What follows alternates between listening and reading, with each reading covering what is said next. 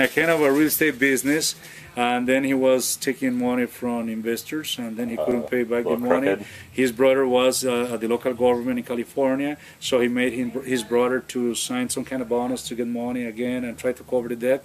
At the end, he had to run away from California, so he went to hide in Chile.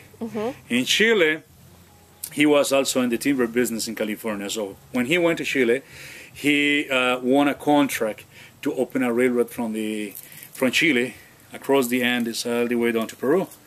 He did such a good job that he became very famous. That's the reason why the Costa Rican government wanted to have him here taking care of the construction.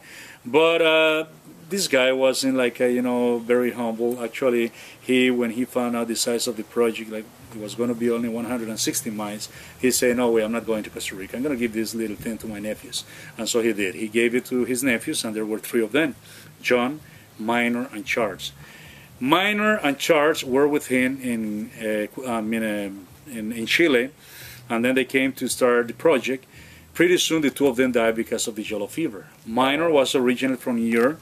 At that time, he was in Padre Island in Texas, and then he came all the way down to Costa Rica, riding an ox car. He got to San Jose.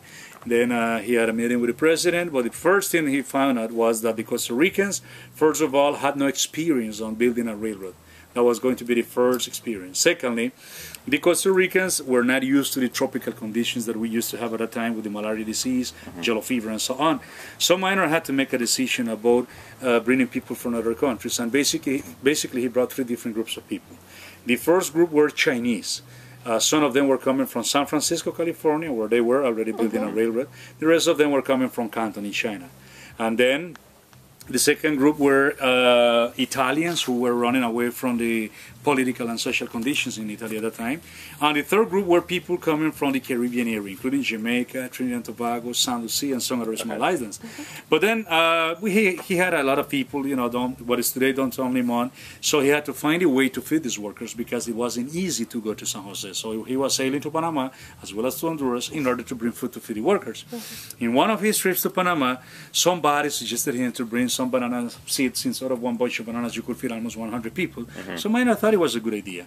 He decided to bring 100 seeds of bananas from Panama, and then in Matina, which is a small town close by, he did open a small farm only to have something else to be supplied to the workers. However, by the time Minor had about 60, 70 miles of the railroad done, the Costa Rican government ran out of the money they borrowed. You know what happens when you have the politicians involved in this kind of business, when money could just disappear like that. Yeah. It did happen. And obviously that was a serious situation for our government, but for Minor it turned out to be a good opportunity, because you probably will recall from your history classes years ago when J.P. Morgan was opening the railroad from the east to the west. He won a lot of, let's say, concessions from the USA government, so this guy became very wealthy. Minor, knowing that, he did try to copy the same situation, but in Costa Rica. So he got into a kind of a bargaining with the government. He was pretty much like, okay guys, I know you are in a real mess here, you have no money to continue, I'm going to help you to get out of it, but you have to give me something back in exchange. And basically this guy was asking for three things. The first thing he wanted to have was the right to use the railroad without having to pay as much as any other customer will have to. So this guy got a concession from our Congress at a time to use the railroad for 99 years. Secondly, this guy was asking for a kind of a special free tax policy for him, so he could be able to export and import whatever he wanted without having to pay taxes. And then once again he got that concession. Thirdly, he was asking for the right to use the land in both sides of the railroad. So once again, this guy got a concession from our Congress to use close to 800,000 acres of land without having to pay a penny for that.